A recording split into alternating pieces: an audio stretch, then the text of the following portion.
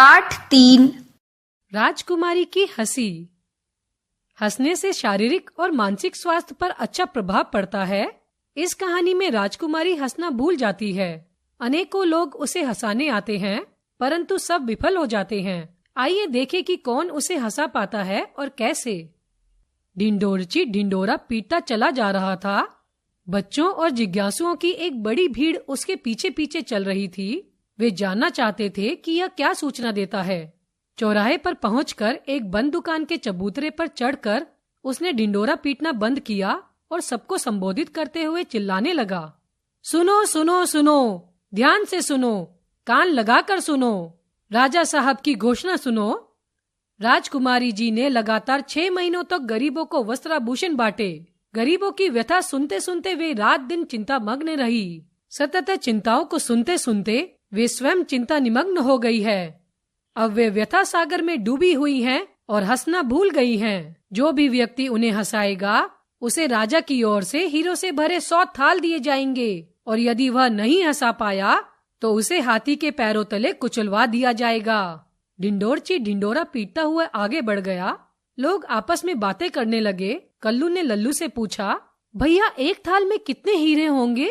लगभग 100। एक थाल में 100 हीरे और 100 थालों में 10,000 हीरे। क्यों भैया, एक बात तो और बताओ, एक हीरा कितने रुपए का बिकता है? हजारों रुपए का। तब तो राजकुमारी को हंसाने के लाखों रुपए मिल जाएंगे। हाँ, तब तो मैं लखपति बन जाऊंगा। और यदि न हंसा पाया तब क्या बन जाएगा? तब तो मैं बताता हूँ। खूनी हाथी के पाँव के नीचे गर्दन होगी। उसके पाँव दबाते ही आंखें और जीभ बाहर निकल आएंगी। न बाबा, ये तो खतरनाक खेल है। राजकुमारी को हंसाने के लिए हीरो के 100 थाल पाने की होड़ में अनेक लोग आने लगे और करतब दिखाने लगे, किंतु सफल न होने पर हाथी के पैरों तले दबने लगे। राजकुमारी रात दिन उसी प्रकार दुख में डूबी रहती। उसे तो बरसात की रातों में टपकती झोपड़ी में फटे पुराने वस्त्रों में लिपटी सिसकती गरीबी दिखाई देती रहती थी। उसके सामने से वह दृश्य कभी नहीं हटता था। जब एक दिन ऐसी ही झोपड़ी में वह गई थी, वहाँ एक बीमार महिला राजकुमारी का नाम सुनकर स्वागत में उठी थी, पर उसकी सूखी टांगे अस्थि पिंजर के बोझ को भी संभाल नहीं पाई। वह लड़खड़ाकर राजकुमारी के पैरों पर गिर पड़ी। राजकुमारी के आंसू बह निकले। पास खड़े हुए सिपाही भी रो पड़े। एक दिन एक बूढ़ा राजकुमारी के पास आया।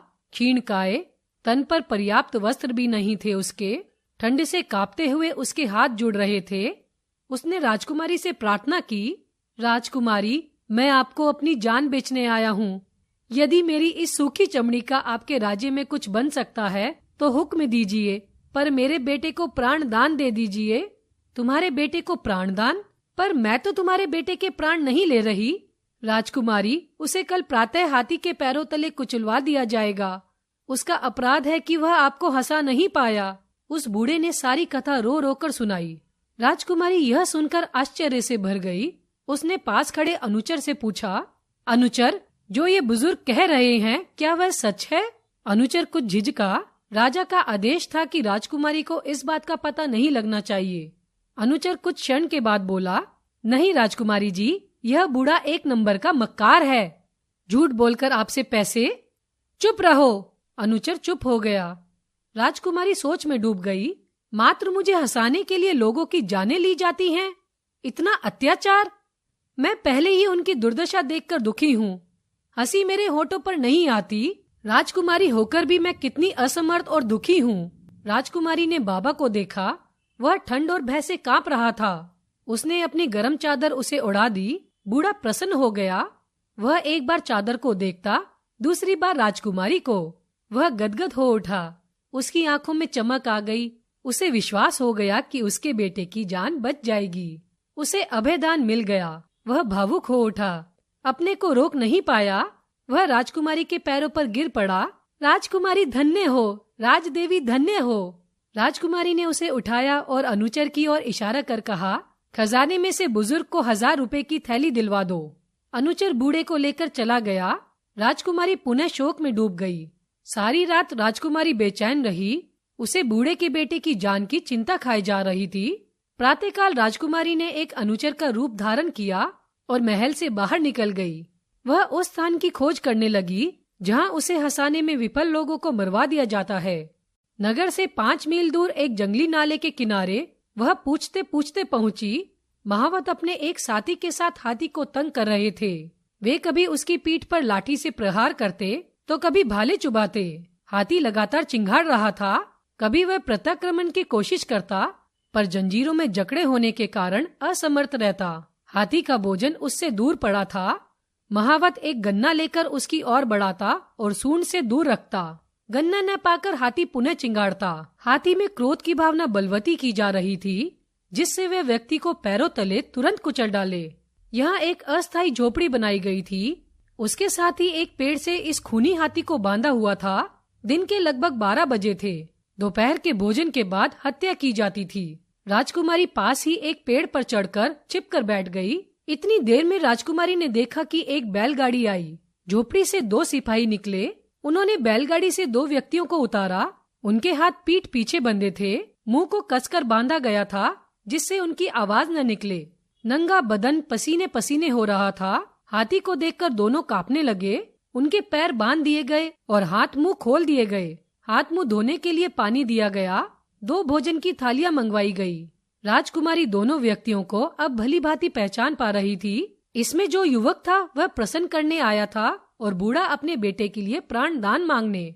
संभवतः यह युवक ही उसका बेटा है। नवयुवक ने खाना शुरू किया, पर बूढ़ा हाथ जोड़कर सिपाही से कह रहा था, संतरी साहब, मेरी जान ले लो, पर मेरे बेटे को छोड़ दो। उसके सिवा घर में कोई कमाने वाला नहीं है। तभी राजकुमारी ने देखा कि एक क्षीणकाय स्त्री रोती हुई चली आ रही थी। रोती रोती वह कह रही थी, मेरे आदमी को छोड़ दो, मेरे आदमी को छोड़ दो। उसके इस वाक्य से राजकुमारी समझ गई कि वह उस युवक की पत्नी है।